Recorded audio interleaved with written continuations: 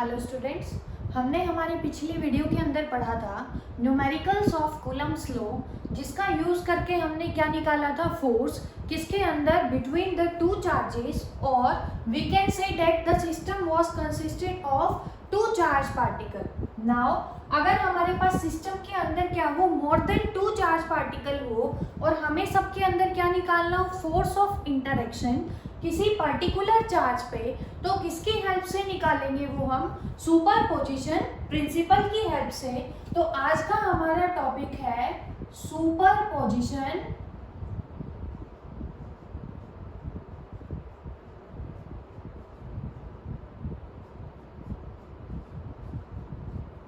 Principal.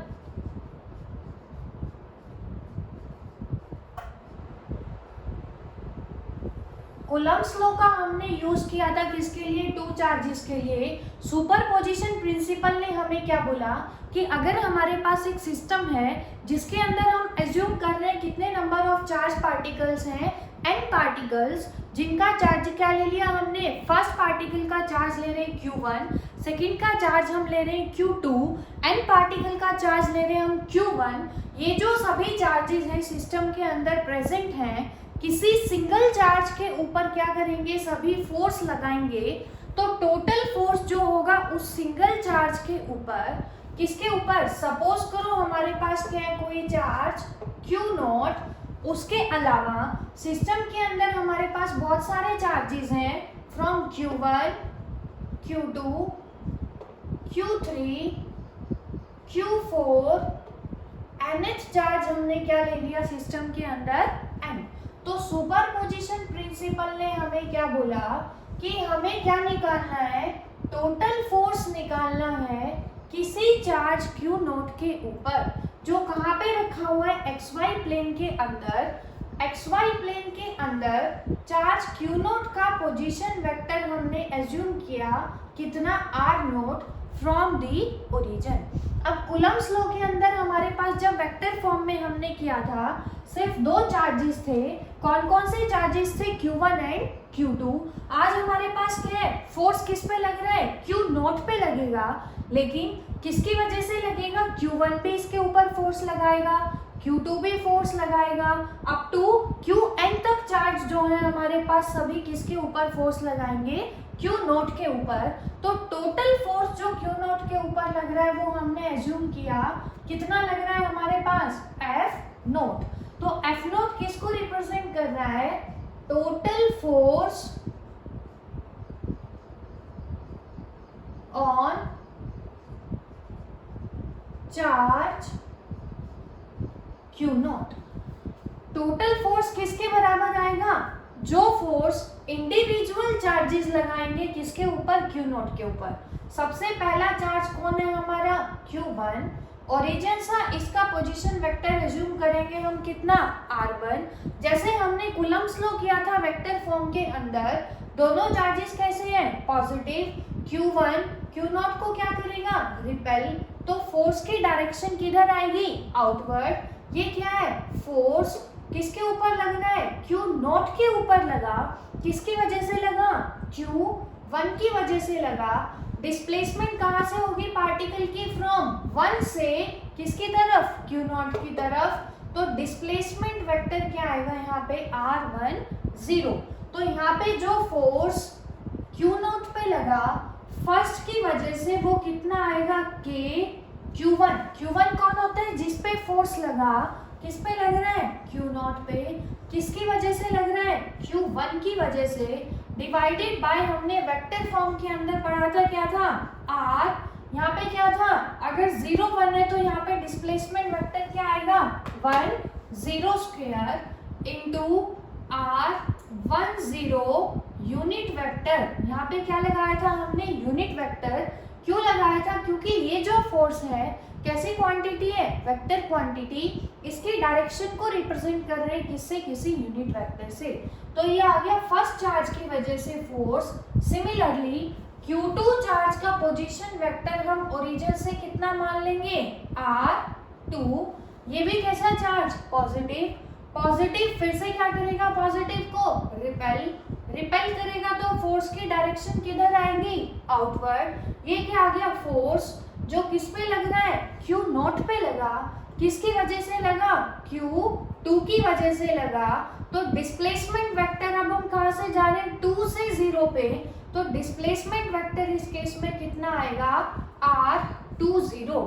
तो similarly force on charge Q not due to Q2 किसके बराबर आएगा, K किस पे लग रहा है, Q नॉट पे, किसकी वजह से लगा है अभी फोर्स, Q2 की वजह से, divided by r20 square into r20 cap.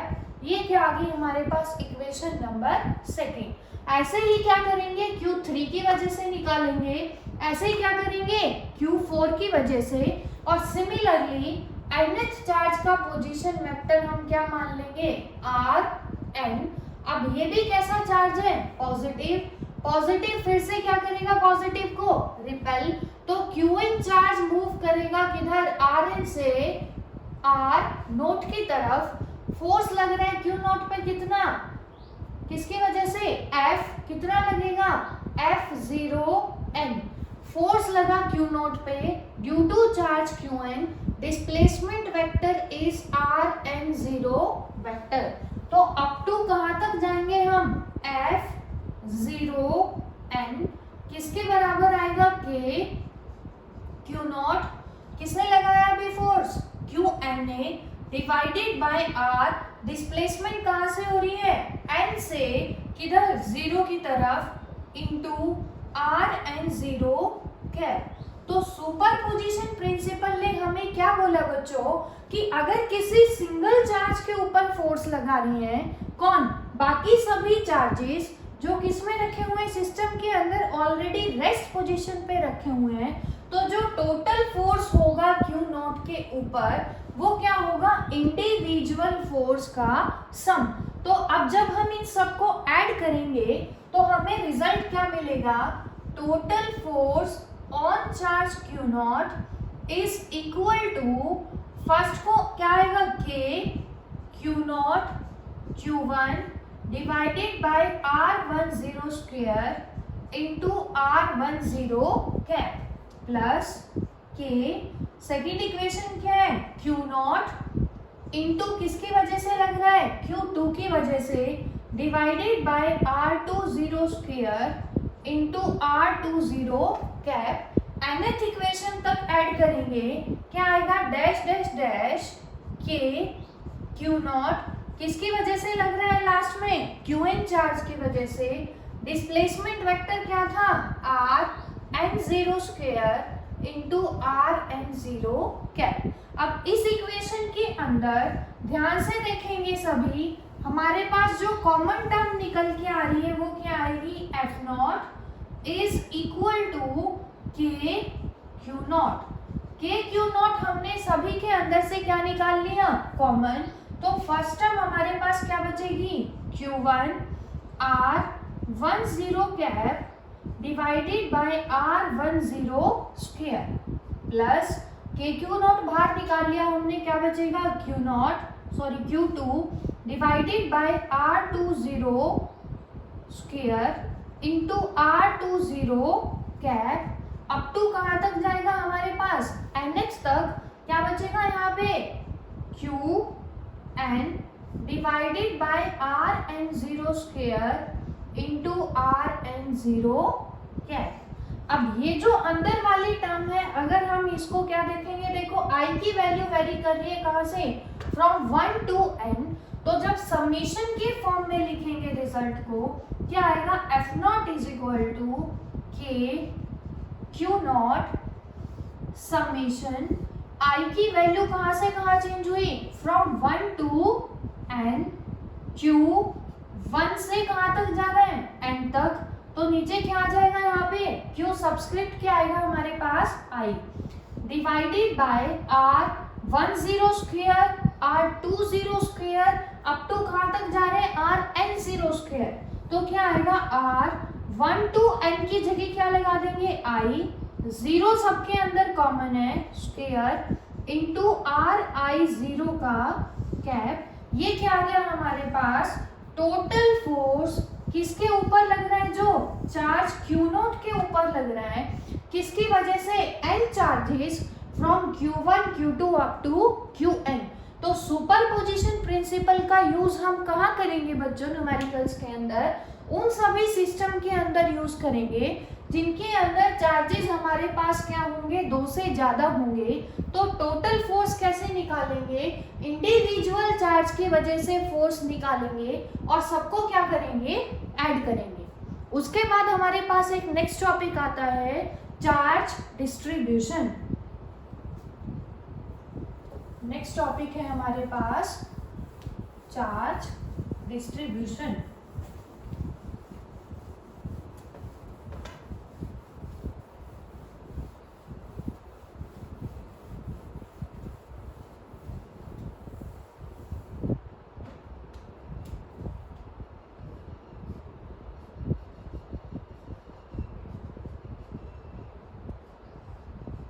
सबसे पहले हमें क्या पता होना चाहिए, चार्ज डिस्ट्रीब्यूशन का मतलब पता होना चाहिए कि हम जो यहाँ पे टर्म पढ़ रहे हैं चार्ज डिस्ट्रीब्यूशन, उसका मीनिंग। तो चार्ज डिस्ट्रीब्यूशन का मतलब क्या है यहाँ पे, कि सपोज करो हम क्या कर रहे हैं, किसी भी ऑब्जेक्ट को चार्ज कर रहे हैं, तो चार्ज ऑब्जेक्ट के अंदर खुद को कैसे डिस्ट्रीब्यूट करेगा, उस प्रोसेस को क्या बोलेंगे, charge distribution.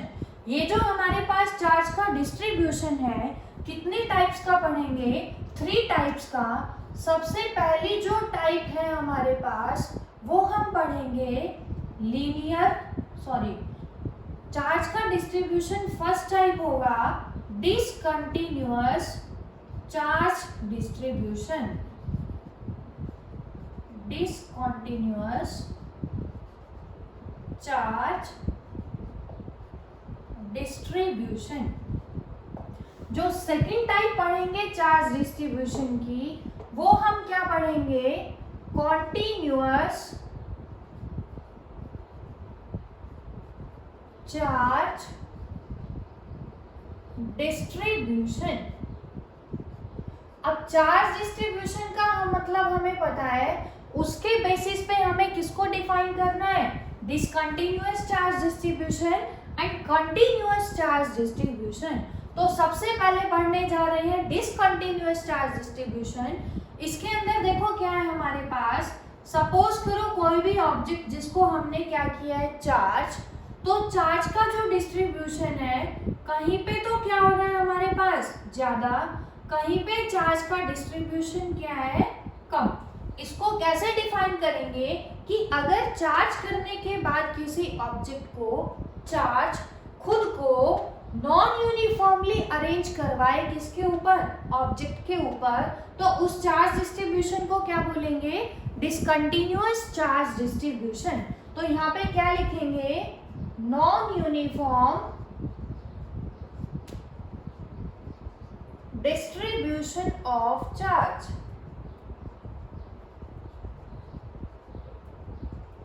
Non uniform distribution of charge, उसको क्या बोलेंगे, डिसकंटिन्यूअस चार्ज डिस्ट्रीब्यूशन। अब यहाँ पे जो कंटिन्यूअस चार्ज डिस्ट्रीब्यूशन है, इसका मतलब क्या है कि जैसे ही हमने ऑब्जेक्ट को इलेक्ट्रिकली चार्ज किया और चार्ज ने क्या किया, खुद को यूनिफॉर्मली डिस्ट्रीब्यूट किया, तो उसको क्या बोलेंगे, कॉन्टिन्यूअस चार्ज डिस्ट्रीब्यूशन। तो क्या आएगा यहाँ पे, यूनिफॉर्म डिस्ट्रीब्यूशन ऑफ चार्ज। इसको हम क्या बोलेंगे, कॉन्टिन्यूअस चार्ज डिस्ट्रीब्यूशन। अब ये जो कॉन्टिन्यूअस चार्ज डिस्ट्रीब्यूशन है, इसको भी हमने डिवाइड किया है 3 टाइप्स के अंदर। फर्स्ट टाइप देखो क्या है हमारे पास, linear charge distribution, linear charge distribution. Second क्या है हमारे पास, सरफेस चार्ज डिस्ट्रीब्यूशन। और जो लास्ट टाइप है हमारे पास, क्या है, वॉल्यूम चार्ज डिस्ट्रीब्यूशन। तीनों किसके पार्ट है, कॉन्टिन्यूअस चार्ज के पार्ट है।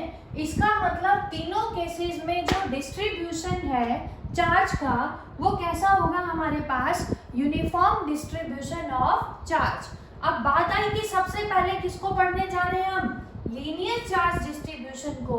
इसको देखो कैसे समझेंगे। सपोज कीजिएगा हमने क्या लिया है, कोई मेटालिक वायर, उसको हमने क्या किया, इलेक्ट्रिकली चार्ज। तो ऐसा ऑब्जर्व किया गया कि जैसे ही मेटालिक वायर को चार्ज करेंगे, चार्ज क्या होगा, यूनिफॉर्मली डिस्ट्रीब्यूट होगा। कहाँ पे डिस्ट्रीब्यूट होगा चार्ज का uniform, along the length of the wire. तो इस डिस्ट्रीब्यूशन को किसके अंदर पढ़ेंगे, लीनियर चार्ज डिस्ट्रीब्यूशन। याद कैसे रखेंगे, लीनियर का मतलब चार्ज डिस्ट्रीब्यूशन कहाँ हो रहा है, along the length of the object. इसको कैलकुलेट कैसे करेंगे, by using a parameter which is called lambda.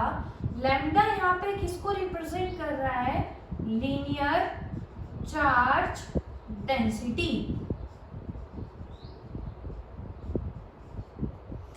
अब हमें क्या कैलकुलेट करना है, लीनियर चार्ज डेंसिटी लैम्डा। तो इसको डिफाइन कैसे करेंगे, charge distribution per unit length of the object is called linear charge density. समझ आ गया होगा ना सभी को कि चार्ज का डिस्ट्रीब्यूशन पर यूनिट लेंथ कितना हो रहा है, उसको क्या बोल रहे हैं हम, linear charge density. Second case हमारे पास क्या आता है, सरफेस चार्ज डिस्ट्रीब्यूशन। यहाँ पे देखो कैसे पढ़ेंगे, क्या हमने किसी भी ऑब्जेक्ट को चार्ज किया और चार्ज ने क्या किया, खुद को यूनिफॉर्मली डिस्ट्रीब्यूट किया। किसके ऊपर डिस्ट्रीब्यूट किया, on the surface of the object.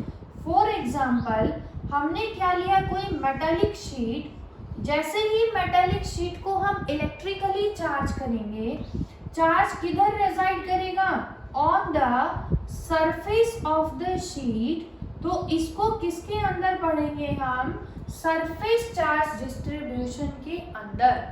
इसको कैलकुलेट करने के लिए पैरामीटर कौन सा यूज करेंगे, सिग्मा। जैसे यहाँ पे हमने यूज किया था लैम्डा, किसके लिए, लीनियर चार्ज डेंसिटी के लिए। ऐसे ही यहाँ पे सिग्मा किसको रिप्रेजेंट करेगा, सरफेस चार्ज डेंसिटी को। लीनियर चार्ज डेंसिटी का फॉर्मूला हमारे पास क्या था, charge distribution per unit length. क्योंकि चार्ज किधर डिस्ट्रीब्यूट था, लेंथ के अलोंग। इधर चार्ज किधर डिस्ट्रीब्यूट है, ऑन द सरफेस। तो फॉर्मूला क्या आएगा, charge per unit area is called surface charge density. Similarly third case जो है हमारे पास, वॉल्यूम चार्ज डिस्ट्रीब्यूशन। इसके अंदर क्या लेंगे, सपोज करो बच्चे हमने क्या ले लिया, कोई भी नॉन कंडक्टिंग मेटालिक स्फीयर। जैसे ही नॉन कंडक्टिंग मेटालिक स्फीयर को हम इलेक्ट्रिकली चार्ज करेंगे, चार्ज किधर रेजाइड करेगा, inside the volume of the conductor. Volume में क्यों रेजाइड करेगा, क्योंकि स्फीयर कैसा है अब हमारे पास, नॉन कंडक्टिंग। तो उसका जो डिस्ट्रीब्यूशन होगा वो किस पैरामीटर से कैलकुलेट करेंगे, रो से। रो यहाँ पे किसको सिग्निफाई कर रहा है, वॉल्यूम चार्ज डिस्ट्रीब्यूशन। इसको कैलकुलेट कैसे करेंगे, रो इज इक्वल टू, अब इसमें तो क्या था, चार्ज लेंथ पे अलोंग डिस्ट्रीब्यूट था तो Q बाय L। यहाँ पे क्या था, एरिया में तो क्या आ गया था, Q बाय एरिया। तो अब इसके अंदर क्या आएगा, Q by volume charge distribution के अंदर चार्ज किधर रेजाइड कर रहा है, इनसाइड द वॉल्यूम। तो क्या आएगा यहाँ पे, Q बाय V। उसके बाद बात आती है कि इन तीनों पैरामीटर्स की यूनिट कैसे निकालेंगे। अब देखो चार्ज की यूनिट क्या पढ़ी थी हमने, कूलाम। L की क्या होगी, मीटर। तो इसकी ऐसा यूनिट क्या आएगी हमारे पास, कूलाम पर मीटर। किसकी यूनिट है ये हमारे पास, लैम्डा की, that is linear charge intensity. Similarly surface charge density की यूनिट क्या आएगी, कूलम। एरिया की यूनिट क्या थी, मीटर स्क्वायर। तो कूलम पर मीटर स्क्वायर किसको बताएगा, सरफेस चार्ज डेंसिटी को। सिमिलरली कूलम वॉल्यूम की यूनिट क्या पढ़ी हुई है हमने, मीटर क्यूब। तो इसकी एसआई यूनिट क्या आएगी, कूलम पर मीटर क्यूब। इन तीनों पैरामीटर्स का यूज कब करेंगे हम, सपोज करो न्यूमेरिकल्स के अंदर हमें चार्ज की वैल्यू नहीं गिवन है, क्या गिवन है, चार्ज का डिस्ट्रीब्यूशन गिवन है, either in the form of lambda या फिर क्या होगा सिग्मा, और किसके फॉर्म में गिवन होगा, रो। तो क्यू की वैल्यू यहाँ से कितनी आ जाएगी हमारे पास, lambda into L. Second case में क्यू किसके बराबर आएगा, sigma into A. Third case में क्यू किसके बराबर आ जाएगा, रो इंटू वी। इन तीनों पैरामीटर्स में से जो भी हमें न्यूमेरिकल में गिवन होगा वहां से क्यू की वैल्यू निकाल के किसके अंदर पुट करेंगे, इलेक्ट्रोस्टैटिक फोर्स ऑफ अट्रैक्शन के अंदर पुट करेंगे, और वहां से क्या कैलकुलेट कर लेंगे, जो भी हमें गिवन होगा क्वेश्चन के अंदर। तो यही इनका क्या है हमारे पास यूज। उसके बाद हमने कल पढ़े थे न्यूमेरिकल्स किसके, कूलम्स लॉ के। अब हम पढ़ने जा रहे हैं न्यूमेरिकल्स किससे रिलेटेड, सुपरपोजिशन प्रिंसिपल से रिलेटेड। तो फर्स्ट क्वेश्चन देखिए हम क्या करेंगे, तो क्या पढ़ रहे हैं, न्यूमेरिकल्स ऑफ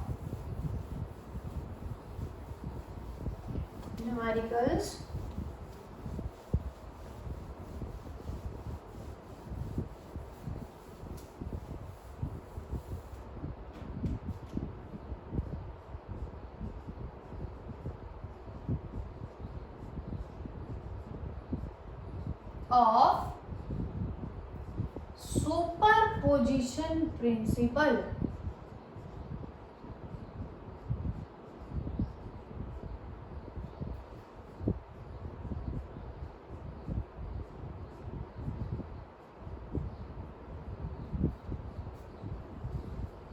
इस वीडियो के अंदर हम एक क्वेश्चन डिस्कस करने जा रहे हैं सुपरपोजिशन प्रिंसिपल का, सभी ध्यान से देखेंगे।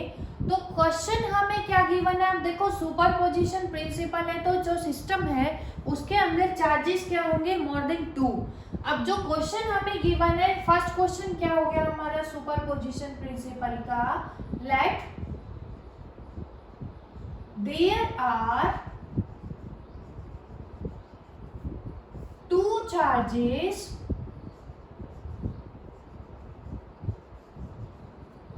each of 2 microcoulomb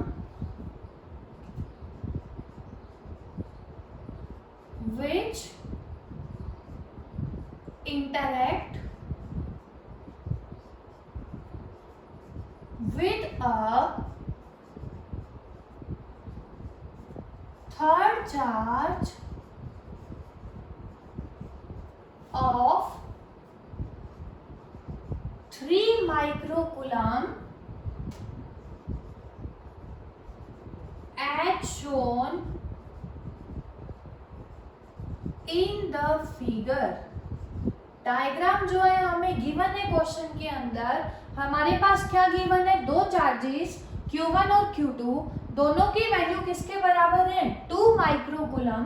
दोनों इंटरेक्ट कर रहे हैं किसके साथ, किसी थर्ड चार्ज के साथ, जिसका वैल्यू कितनी है, 3 माइक्रोकूलम। उसके बाद हमसे क्या पूछ रहा है, find the magnitude and direction of the net force on charge of 3 microcoulomb. हमें क्या निकालना है, जो 3 माइक्रोकूलम का चार्ज है उसके ऊपर नेट फोर्स का मैग्नीट्यूड बताना है, दूसरा उसकी क्या बतानी है, डायरेक्शन। सबसे पहले देखेंगे जो अरेंजमेंट क्वेश्चन के अंदर हमें दे रखा है, फर्स्ट चार्ज को हम यहाँ पे क्या ले रहे हैं, ए। सेकेंड चार्ज को क्या मान लेते हैं, पॉइंट बी पे रखा हुआ है। दोनों चार्जेस की वैल्यू कितनी गिवन है हमें, 2 माइक्रोकूलम। तो यहाँ पे भी चार्ज रखा है 2 माइक्रोकूलम का, और यहाँ पे भी क्या रखा है, चार्ज 2 माइक्रोकूलम का। उसके बाद फिगर में हमें गिवन है कि जो पॉइंट O है हमारे पास, वो क्या है, मिड पॉइंट ऑफ AB, और ये जो डिस्टेंस है ये भी हमें गिवन है कितनी, OA is equal to 3 metre and OB is also equal to 3 metre. उसके बाद क्वेश्चन में गिवन है कि ये दोनों चार्जेस किसी थर्ड चार्ज के साथ इंटरेक्ट कर रहे हैं। थर्ड चार्ज कितने का है, 2 माइक्रोकूलम का। तो इसके ऊपर 3 माइक्रोकूलम का हमें क्या निकालना है, नेट फोर्स। फिगर के अंदर हमें गिवन है बच्चों कि जो 3 माइक्रोकूलम का चार्ज हमारे पास रखा है वो यहाँ से O से कितनी डिस्टेंस पे रखा है, 4 मीटर की डिस्टेंस के ऊपर रखा हुआ है। उसके बाद हमें क्या गिवन है कि ये जो पॉइंट A है C के साथ, इस पॉइंट को नाम दे देंगे बच्चे पॉइंट C। एंगल बना रहे हैं, कितना बना रहा है हमारे पास, एंगल थीटा।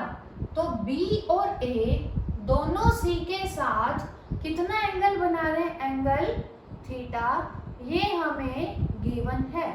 अब हमें क्या बताना है, देखो AB C के ऊपर फोर्स लगाएगा, दूसरा B भी क्या लगा रहा है, C के ऊपर फोर्स।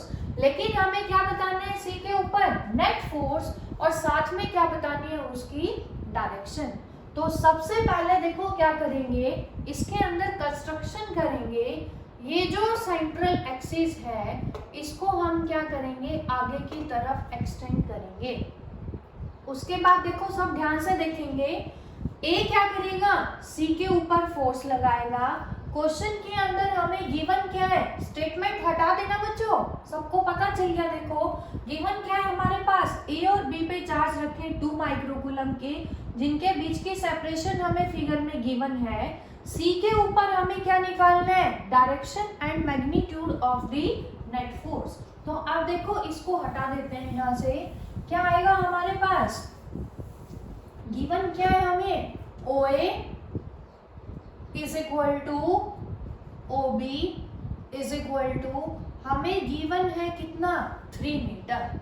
दूसरा OC की वैल्यू भी हमें गिवन है, कितनी है हमारे पास, 4 मीटर। अब देखो सभी ध्यान से, AB क्या करेगा, C के ऊपर फोर्स लगाएगा, B भी क्या करेगा, C के ऊपर फोर्स लगाएगा। तो हम एज्यूम कर रहे हैं कि A की वजह से जो C के ऊपर फोर्स लग रहा है वो कितना ले लिया हमने, F1। तो यहाँ पे लिख लेंगे late F1 is the force at point C due to A। A की वजह से जो फोर्स लग रहा है उसको क्या मान लिया हमने, F1, and F2 is the force at point C due to B। ये हमने एज्यूम किया कि B की वजह से कितना फोर्स लग रहा है हमारे पास, F2। अब देखो क्या करेंगे, F1 की वैल्यू निकालेंगे, दूसरा किसकी वैल्यू निकालेंगे, F2 की वैल्यू निकालेंगे। तो सबसे पहले F1 के लिए देखो कैसे निकालेंगे, F1 is equal to, magnitude निकाल रहे हैं यहाँ पे, डायरेक्शन हम दिखा देंगे। तो F1 किसके बराबर आएगा, देखो A पे कैसा चार्ज रखा है, पॉजिटिव, C पे भी कैसा चार्ज रखा है, पॉजिटिव। A C को क्या करेगा, रिपेल। हमने पढ़ा था रिपल्सिव फोर्स हमेशा किधर लगेगा, आउटवर्ड में। तो C को A पे जो चार्ज रखा हुआ है वो क्या करेगा, रिपेल। कितने फोर्स के साथ कर रहा है, with the force F1। Similarly B भी क्या करेगा, C को रिपेल करेगा। पहले F1 की वैल्यू निकाल लेते हैं। F1 की वैल्यू कूलम्ब्स लॉ से F किसके बराबर था, K Q1 Q2 bye R square. अब ध्यान से देखेंगे, इन दोनों के बीच की डिस्टेंस हमें नहीं पता, तो पाइथागोरस थ्योरम से निकाल लेंगे। ये एंगल कितना है हमारे पास, 90 डिग्री। कैसे निकालेंगे इसकी वैल्यू, ये कितना है, 3 मीटर, ये कितना है, 4 मीटर।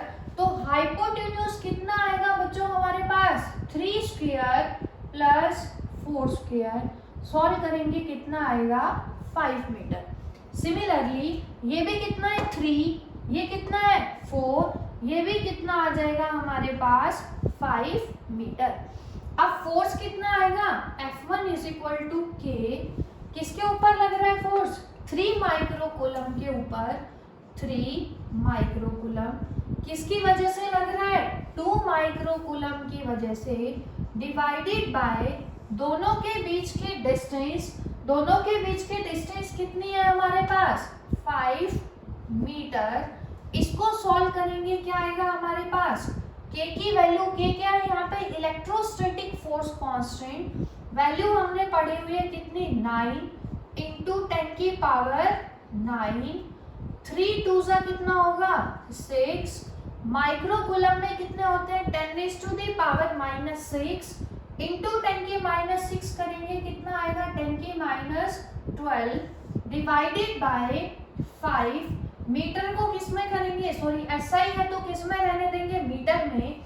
इसको जब सॉल्व करेंगे कितना आएगा हमारे पास F1 इज इक्वल टू क्या आएगा 54 इंटू 10 की -3 डिवाइडेड बाय कितना आएगा 5।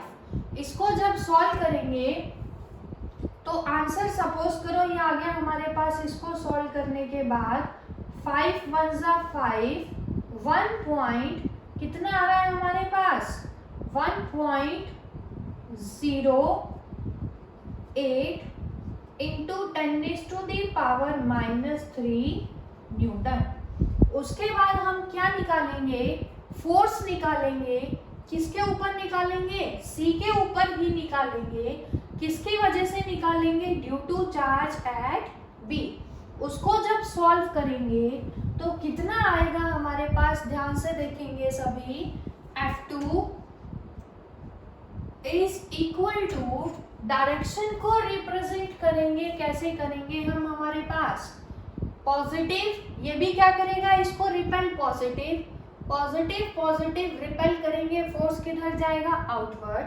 सेकेंड चार्ज की वजह से हमने फोर्स कितना लिया है F2, तो F2 की वैल्यू कितनी आएगी के Q1 किसके ऊपर लग रहा है 3 माइक्रोकूलम के ऊपर, किसकी वजह से लग रहा है B की वजह से 2 माइक्रोकूलम की वजह से, डिवाइडेड बाय इन दोनों के बीच की क्या आएगी डिस्टेंस का स्क्वायर। यहाँ पे देखो हमने डिस्टेंस का स्क्वायर नहीं किया बच्चे, यहाँ पे क्या आएगा 25 आएगा।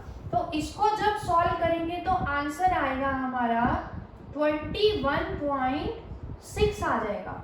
सिमिलरली इधर भी क्या आएगा हमारा आर स्क्वायर, 5 का जब स्क्वायर करेंगे कितना आएगा 25, आंसर क्या आएगा 21.6 इंटू 10 की -3 न्यूटन।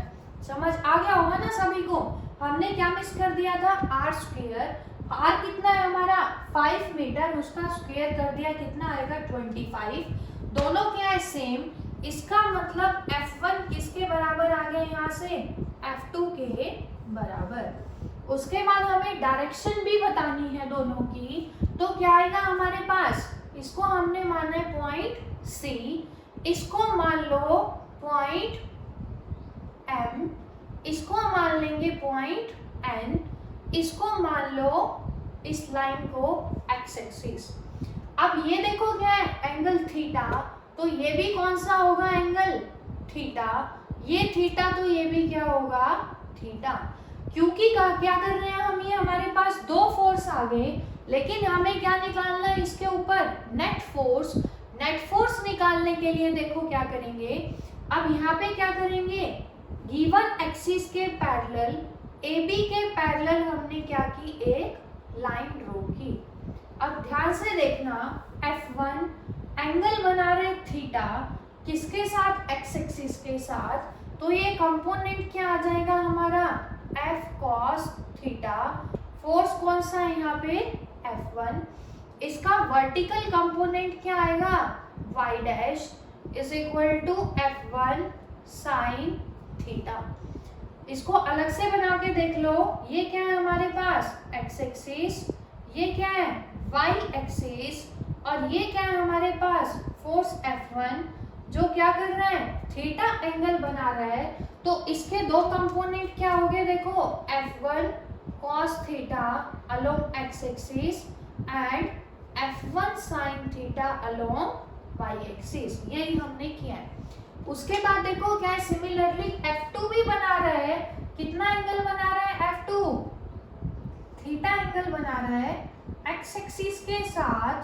तो क्या आएगा हमारे पास इसके अंदर, थीटा के साथ वाला कंपोनेंट क्या आएगा F2 cos थीटा, ये क्या आएगा F2 sin थीटा। तो x एक्सिस में कंपोनेंट क्या आ गया बच्चों हमारे पास F2 cos थीटा, ये क्या आ गया y एक्सिस में F2 sin थीटा। अब हमने अभी कैलकुलेट किया है कि F1 किसके बराबर है, F2 के बराबर, और दोनों की डायरेक्शन क्या है, अगर दोनों इक्वल है और अपोजिट हो जाएंगे तो ये दोनों कंपोनेंट क्या हो जाएंगे, एक दूसरे से कैंसिल आउट। तो टोटल फोर्स जो लगेगा 3 माइक्रोकूलम पे, वो किसकी वजह से लगेगा, इन दोनों कंपोनेंट की वजह से। ये दोनों कंपोनेंट किधर जा रहे हैं x एक्सिस में, तो जो टोटल फोर्स आएगा हमारे पास वो क्या आएगा F1 cos theta plus F2 cos theta.